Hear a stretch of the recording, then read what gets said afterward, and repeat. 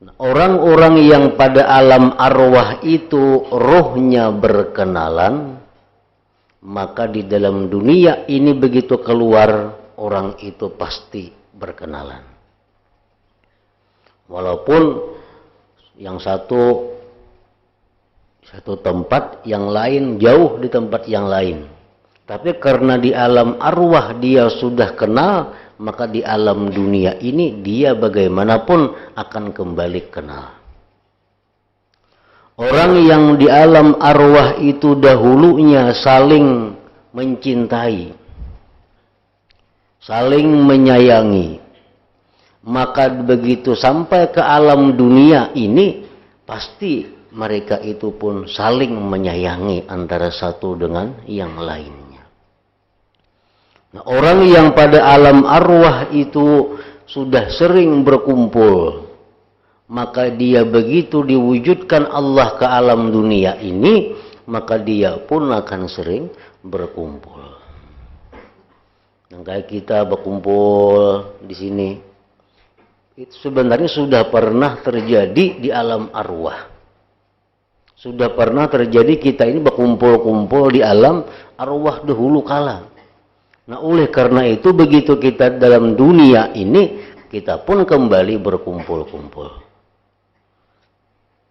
Orang yang di alam arwah itu tidak kenal, maka begitu dia lahir ke alam dunia, dia pun kada akan bisa berkenalan.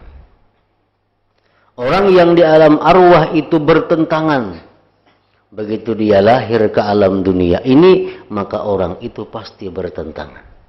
Nah, itu yang Nabi tadi, fama ta'arafa minha talab wa ma tanakara minha ikhtalaf.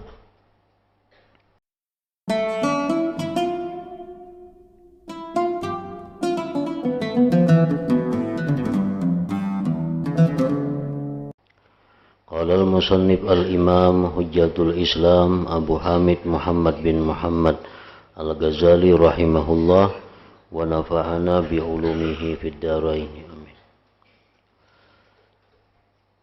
As-sababul khamis al-munasabatul khafiyah bainal muhibbi wal mahbub.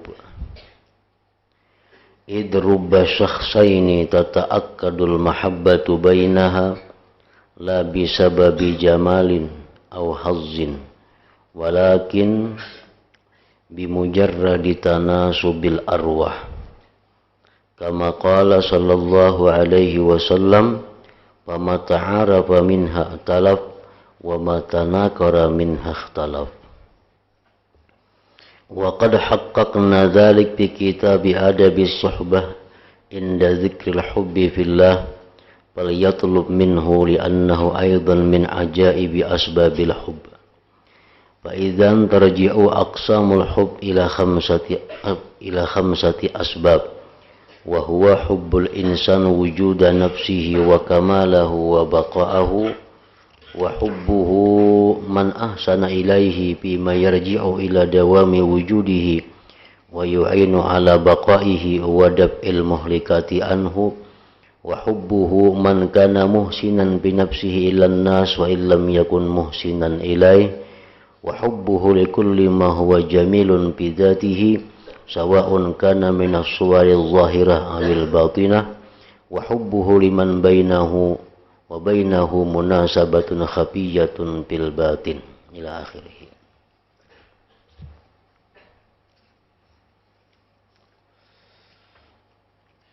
Makna daripada kalam Al-Imam Al-Ghazali rahimahullah wa nafa'ana bi ulumih. Sebab yang kelima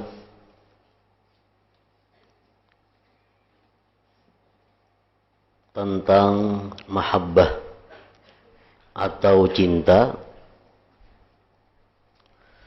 kesesuaian yang tersembunyi antara orang yang mencintai dan orang yang dicintai. Karena banyak terjadi dua orang yang kuat kecintaan antara keduanya, tidak dengan sebab keindahan, keelokan atau keuntungan, akan tetapi dengan sebab semata-mata kesesuaian roh. Nah, jadi di antara 5 sebab datangnya mahabbah, datangnya cinta itu, ada satu sebab yang khafiyah, yang tersembunyi, yang disebut dengan tanasubur roh, saling bersesuaian rohnya. Dijelaskan oleh Imam Ghazali bahwa seringkali kita lihat ada 2 orang yang saling mencintai tanpa ada keelokan di antara keduanya, tanpa ada keindahan daripada keduanya, tanpa ada keuntungan yang diambil dari keduanya. Tetapi kenyataannya kedua orang ini saling mencintai. Nah, itu menunjukkan bahwa di situ ada tanasubur roh, ada kesesuaian rohnya. Yang itu hanya bersifat khafiyah, tersembunyi.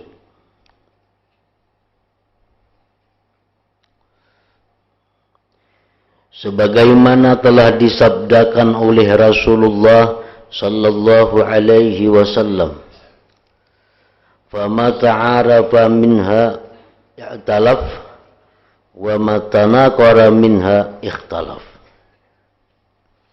Artinya, maka yang saling berkenalan dari roh itu niscaya bercinta kasih, dan yang saling bertentangan tidak berkenalan dari roh itu niscaya berselisih.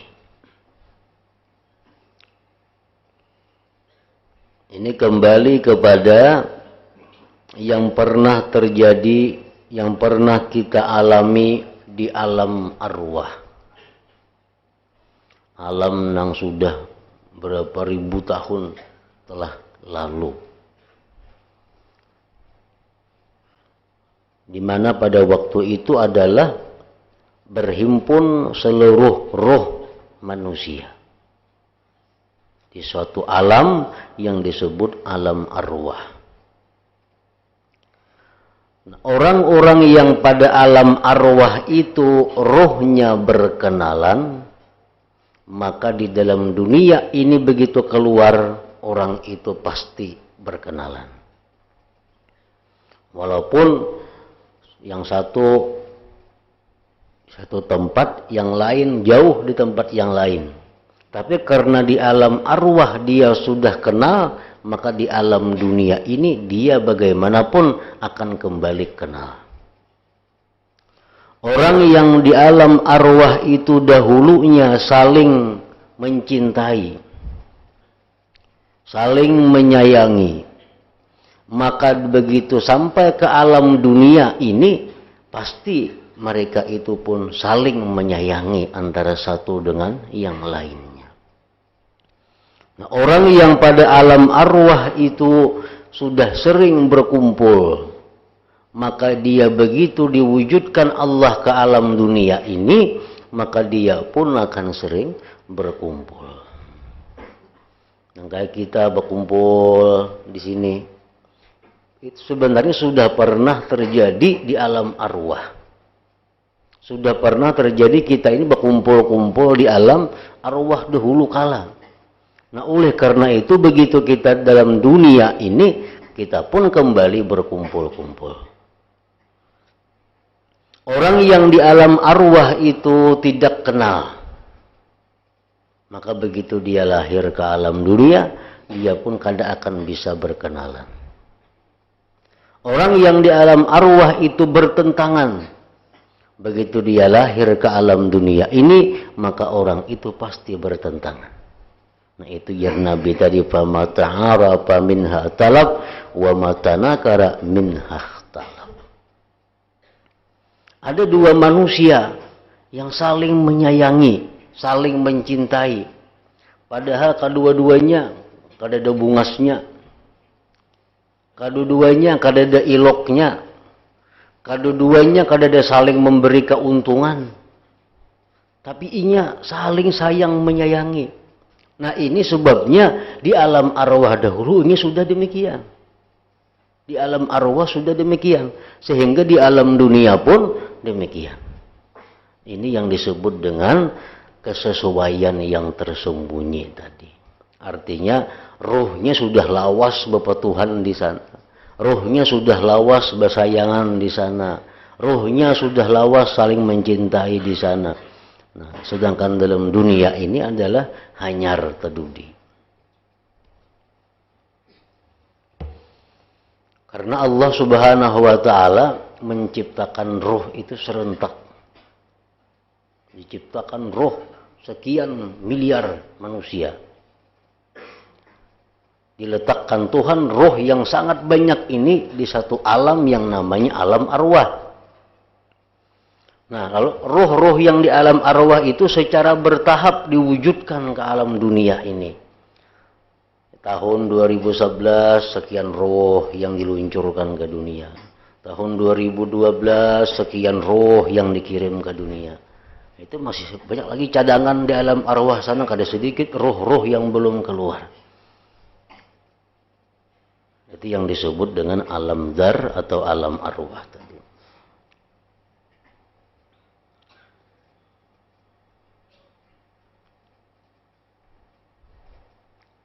Kami telah menjelaskan, ujar Imam Ghazali, yang demikian pada kitab Adabus Suhbah. Ketika menjelaskan cinta karena Allah Ta'ala, maka hendaklah dicari daripadanya. Karena itu juga termasuk dari keajaiban-keajaiban sebab cinta. Jadi sebab cinta itu ada yang bisa dilihat, ada yang bisa disaksikan. Ada sebab cinta itu sifatnya tersembunyi seperti tadi, yaitu tanah subur ruh. Dengan demikian pembagian cinta itu kepada 5 sebab, yaitu 1. Cinta manusia akan wujud dirinya sendiri, kesempurnaannya dan keterus-menerusnya. Itu yang pertama. Manusia ini, kita ini cinta kepada diri kita.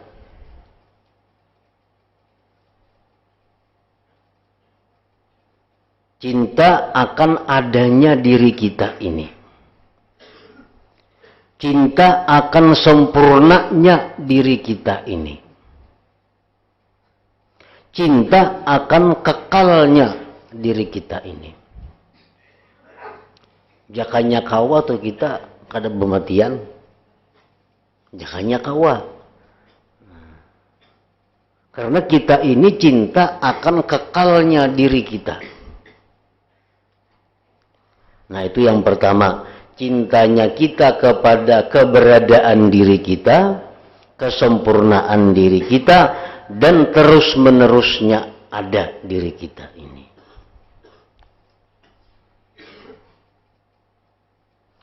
Yang kedua, cintanya manusia kepada orang yang berbuat baik kepadanya.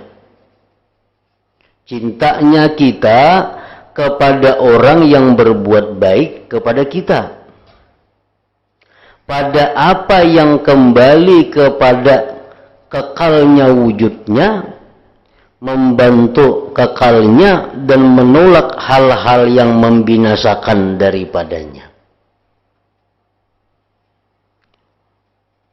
Kita cinta kepada orang yang berbuat baik kepada kita. Karena perbuatan baiknya kepada kita itu membantu kekalnya diri kita. Membantu sempurnanya diri kita. Membantu keberadaan diri kita. Lalu kita cinta kepada orang yang membantu tadi. Nah, cintanya manusia kepada orang yang berbuat baik kepadanya. Yang ketiga, cintanya manusia kepada orang yang berbuat baik pada dirinya kepada manusia, sekalipun ia tidak berbuat baik kepadanya. Kita cinta kepada raja-raja luar negeri yang adil, walaupun mereka itu kada pernah membantu kita, walaupun mereka itu kada pernah berbuat baik kepada kita. Tapi begitu kita mendengar bahwa di luar negeri sana ada raja yang adil, ada raja yang penyayang kepada rakyatnya, ada raja yang sangat memperhatikan kepada rakyatnya, maka kita otomatis katuju lawan raja itu. Padahal raja itu kada pernah berbuat kebaikan kepada kita.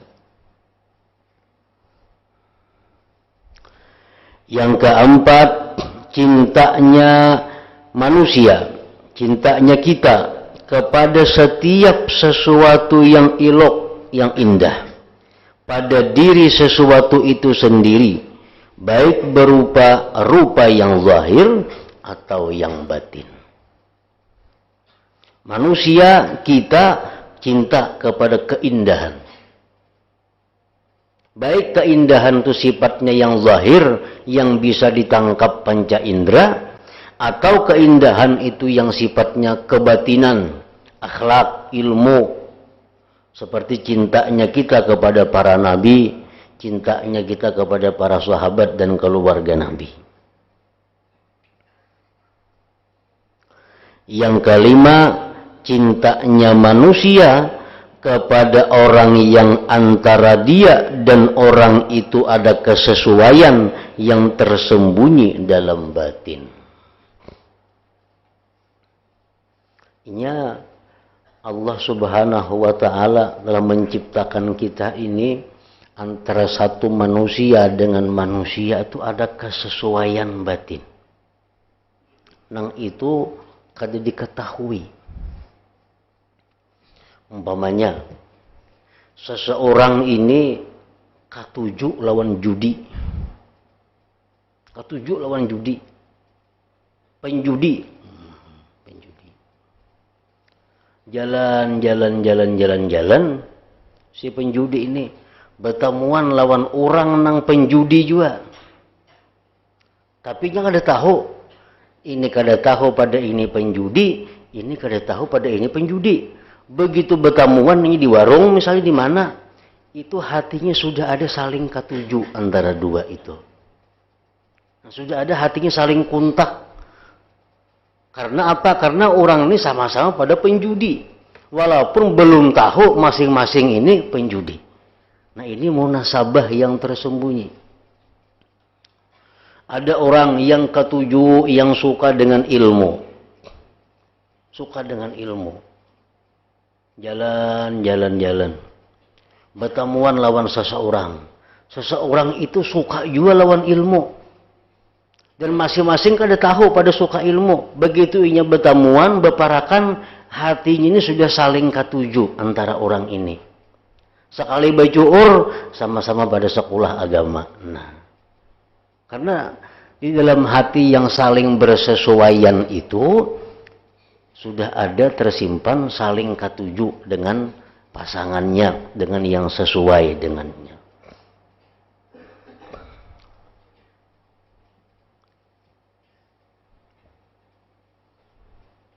Orang tuh laki bini. Orang laki bini itu apabila berkepanjangan jodohnya sekian puluh tahun sudah jodohnya, rukun rumah tangganya, ini pasti orang ini ada kesamaan nisbah hati antara dua orang ini. Nah, saya kong nikah tujuh ini juga. Lalu berkumpul jadi laki bini, lalu tuntung pandang. Bila saling kada sesuai, paling-paling 2-3 bulan cerai. Ada sebulan kawin cerai. Karena dari hatinya sudah kadada kesesuaian, kadada sesuatu nang disesuaikan. Nah demikian Allah menciptakan tiap-tiap manusia itu.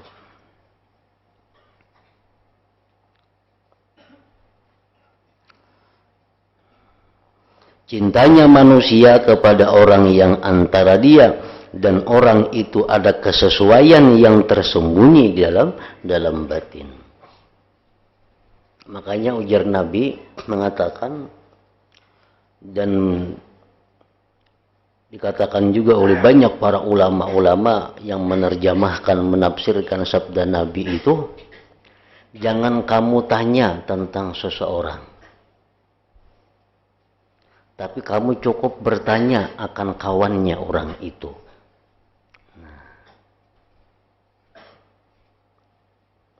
Dalam hadis ad-dinu ala al-mar'u ala dini khalilih.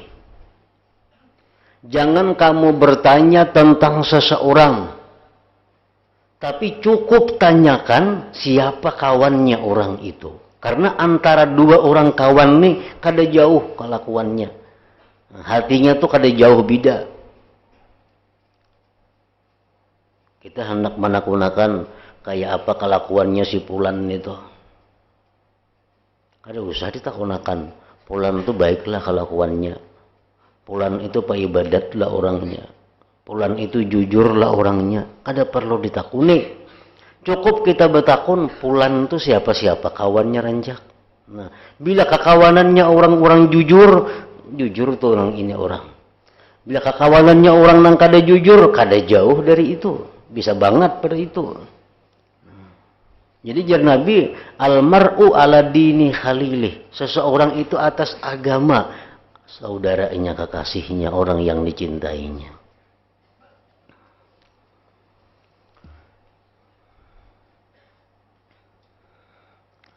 Maka apabila terkumpul sebab-sebab ini pada diri seseorang, niscaya berlipat ganda kecintaannya.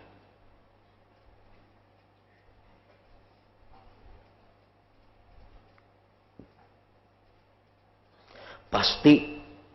Sebagaimana jikalau manusia itu mempunyai anak yang ilok rupanya, baik akhlaknya, sempurna ilmunya, bagus pengaturannya, berbuat baik kepada semua makhluk, dan berbuat baik kepada orang tua, niscaya sudah pasti anak itu dicintai bersangatan cinta. Itu sudah nyata. Kalau orang tuh ada berisi lengkap, kabungasan zahir ada pada orang itu, kabungasan batin ada pada orang itu. Imbah itu lagi apa? Berbuat baik kepada manusia ada pada orang itu. Berbuat baik kepada kita banyak orang itu. Nah otomatis cinta kita akan bersangatan kepada orang itu. Makin tak kumpul sebab-sebab cinta pada diri seseorang, maka makin bersangatan cinta kita kepada orang itu. Ada orang berbuat baik kepada kita, kada kelakuannya, kada tapi baik juga, tapi orangnya bungas orangnya. Itu ada cinta kita kepadanya, ada ketujuh kita kepadanya. Kalau kita orang yang normal, orang yang punya tabiat selamat, pasti kita ketujuh karena bungasnya itu. Tapi ketujuh kita kada seberapa banyak tapinya, itu bungas benar orangnya, tapi mau menjuntan sayangnya. Orangnya mau nangka ini, tapi tetap kita ketujuh lah bandingnya, inya bungasnya itu. Nah kalau terhimpun pada diri orang ini macam-macam sifat yang baik tadi, maka akan sangat cinta kita kepadanya. Si A ini cuma ada dua sifat kesempurnaan pada dirinya. Kita cinta kepadanya. Tapi si B ini ada tiga sifat kesempurnaan. Lebih cinta lagi kita kepada si B ini. Sekarang ada C pulang. C ini punya sifat kesempurnaan 5, lebih cinta lagi kita kepada C itu. Makin banyak pada diri orang itu sifat-sifat keindahan, sifat-sifat keelokan, tentunya kita akan lebih cinta kepada orang tersebut. Itu bisa anak contohnya. Anaknya mana bungas, kelakuannya baik, lawan orang tuanya bakti, lawan orang lainnya bagus, maka kuitannya sangat sayang kepada anak ini. Kekuatan cinta timbul setelah berkumpul sifat-sifat ini. Kekuatan cinta timbul setelah berkumpul sifat-sifat ini adalah menurut kekuatan sifat-sifat ini pada dirinya. Tergantung kekuatan sifat-sifat tadi. Makin bungas, makin dicintai. Makin indah, makin dicintai. Maka apabila sifat-sifat ini pada derajat kesempurnaan yang paling jauh, niscaya sudah pasti kecintaannya pada derajat yang paling tinggi. Makin kuat kesempurnaan yang ada pada diri orang itu, maka makin kuat, makin tinggi cinta kita kepadanya. Nah, maka sekarang, ujar Imam Ghazali, kami akan menjelaskan bahwasanya semua sebab-sebab ini, sebab-sebab cinta nih, semua sebab-sebab cinta ini tidak tergambar kesempurnaannya dan terkumpulnya melainkan pada hak Allah Ta'ala. Ternyata yang sempurna ada sebab-sebab cinta itu pada Allah Ta'ala. Maka tidak ada yang berhak akan mahabbah, tidak ada yang berhak akan dicintai dengan sebenarnya kecuali Allah Subhanahu wa Ta'ala. Siapa yang paling baik lawan kita? Pasti Allah. Siapa yang paling baik lawan seluruh alam semesta? Pastinya Allah. Siapa yang paling baik sifat-sifat akhlaknya, paling indah rupa batinnya, paling indah af'alnya, pasti Allah Subhanahu wa Ta'ala. Nah, kalau kita berpikir demikian, maka yang berhak dicinta itu sebenarnya adalah Allah Subhanahu wa Ta'ala. Karena Allah Subhanahu wa Ta'ala yang sempurna segala sifat keindahan, segala sifat kesempurnaan itu. Penjelasan bahwa yang berhak bagi mahabbah adalah Allah Ta'ala. Yang berhak bagi dicintai adalah Allah. Sesungguhnya orang yang mencintai selain Allah, tidak dari segi hubungannya kepada Allah, maka yang demikian itu karena kebuduhannya dan kepindikannya pada ma'rifat kepada Allah Ta'ala.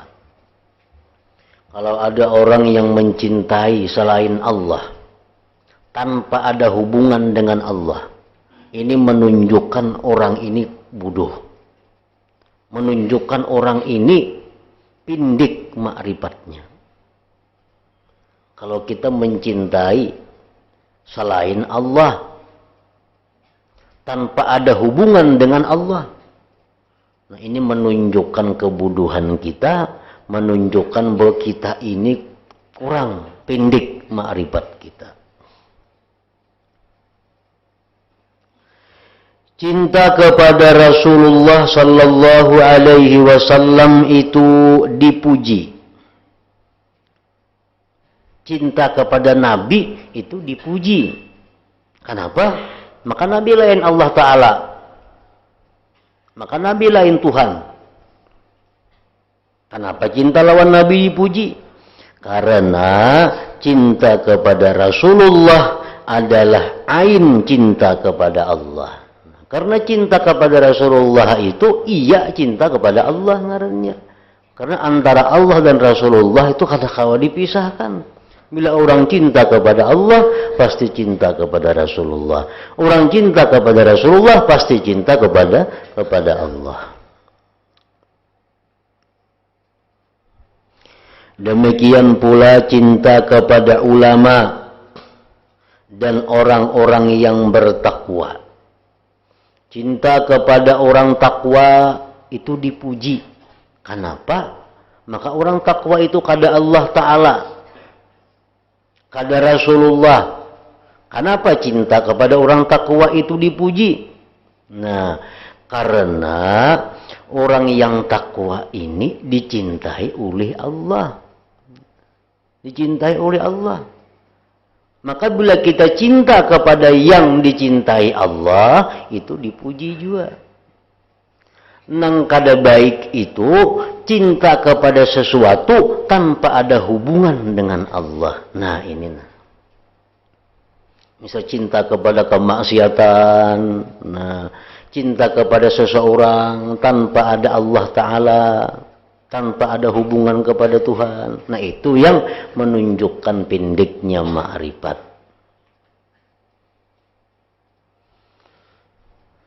Karena yang dicintai oleh orang yang dicintai adalah dicintai.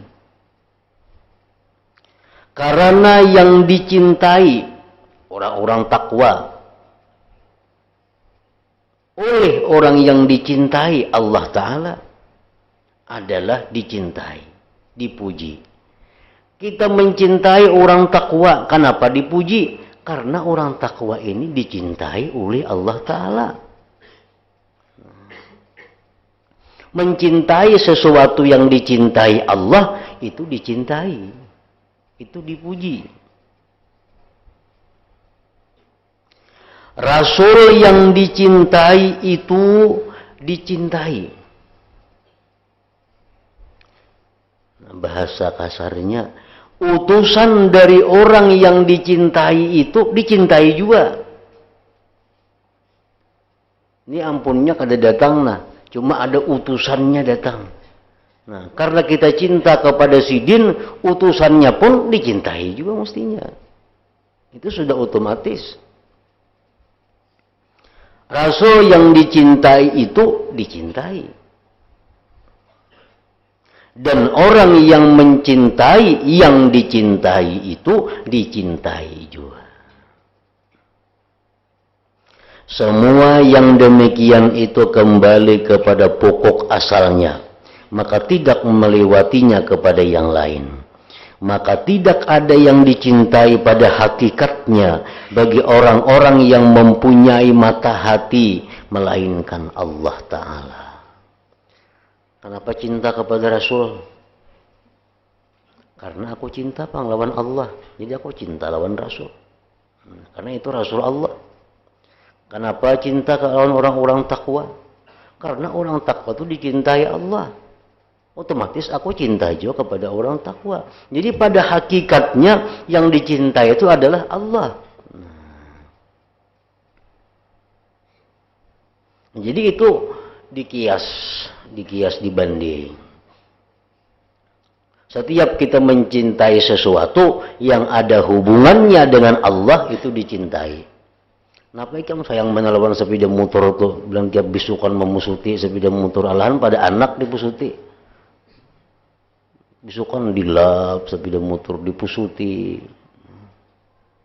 Nah aku sayang lawan sepeda motor nih. Kenapa maka sayang lawan sepeda motor? Sepeda motor ini nama antar aku ke masjid, sepeda motor ini nama antar aku ke pengajian, sepeda motor ini menolong orang. Nah, ini mencintai sepeda motor karena demikian dipuji. Kenapa? Karena ada hubungan dengan Allah.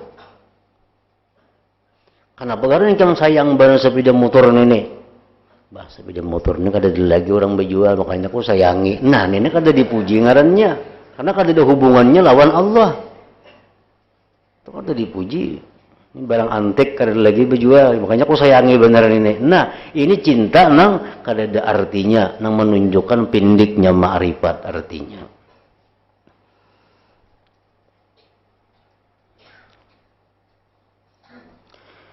Penjelasannya adalah bahwa kita kembalikan kepada sebab-sebab yang 5 yang telah kami terangkan terdahulu tadi. Kami menerangkan bahwa 5 sebab itu terkumpul pada hak Allah Ta'ala dengan keseluruhannya. Seluruh minang 5 tadi, sebab-sebab cinta ada terkumpul pada Allah. Dan tidak didapatkan pada selainnya, melainkan salah satunya. Kalau lain pada Allah, kadang-kadang komplit sebab cinta itu 5. Tapi kalau untuk Allah tak kumpul. Karena sebab-sebab itu hakikatnya pada hak Allah Ta'ala. Dan adanya pada hak selain Allah adalah sangkaan dan khayalan, dan itu adalah majas semata-mata, tidak ada hakikat baginya.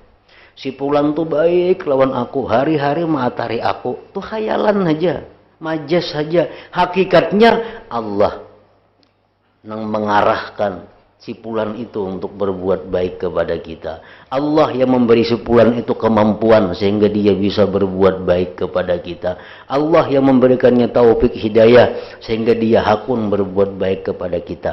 Jadi kalau kita mengatakan fulan itu baik lawan aku, itu khayalan semata-mata. Itu hanya sangkaan, hanya majaz, bukan sebenarnya. Dan manakala telah tetap yang demikian, terbukalah bagi tiap-tiap orang yang mempunyai mata hati lawannya yang dikhayalkan oleh orang-orang yang lemah akal dan hatinya. Orang yang lemah akal, lemah hatinya itu selalu berjalan di atas bayang-bayang, selalu berjalan di atas khayalan, selalu berpegang kepada khayalan, bersandar kepada bayang-bayang. Dan jelas daripada mustahil, daripada menganggap mustahil mencintai Allah Ta'ala dengan sebenarnya. Dan jelas bahwa yang sebenarnya menuntut kita agar tidak mencintai seseorang kecuali Allah Ta'ala. Bahwa kita tidak mencintai seorang pun, tidak ada. Yang kita cintai hanya Allah. Kalau kita cinta selain Allah, itu karena ada hubungan dengan Allah. Ayo mencintai apakah asal ada hubungan dengan Allah. Jadi pada hakikatnya hanya Allah yang benar-benar dicintai itu. Nah kemudian adapun sebab yang pertama dari kelima sebab itu.